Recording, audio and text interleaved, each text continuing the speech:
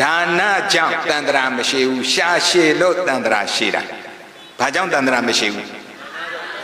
ဒါနကချမ်းသာတဲ့အကျိုးပေးတယ်နိဗ္ဗာန်ရည်မှန်းရင်နိဗ္ဗာန်ကိုထောက်ပံ့ပေးတယ်မရဘူးလားရသွားလား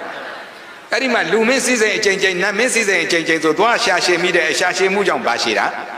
တန်ត្រာရှိတာကဲဒါနကြောင့်တန်ត្រာရှိတာလားရှာရှည်လို့တန်ត្រာရှိတာလားရှာရှည်လို့တန်ត្រာရှိတယ်ဒါကြောင့်မလို့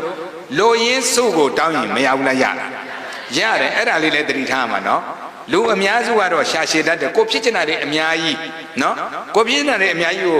မဆုံးနိုင်အောင်ဆုတွေတောင်းရတယ်အဲ့ဒီဆုတောင်းတွေကိုတိုင်လိုက်ဖြစ်နေတာနဲ့ကိုတန်ត្រာတော်တော်နဲ့မဆုံးတော့အဲ့တော့တတ်နိုင်လို့ရှိရင်ဖြစ်နိုင်လို့ရှိရင်တော့နိဗ္ဗာန်မဲ့ဖို့ကိုဝိဘဝတော်တော်နဲ့ရပါလို့ဤဆိုရင်မမြန်ဘူးလားမြန်လားမြန်တယ်နော်အဲ့ဟိုစည်းစိမ်ဒီစည်းစိမ်သွားတောင်းတနေတယ်အဲ့စည်းစိမ်တွေခံစားရင်းနဲ့အမားတွေလုံးမရင်တန်ត្រာကျွေးတွေပြန်မဆဘူးလားဆနိုင်တော်တော်တတိထားဖို့လိုတယ်နော်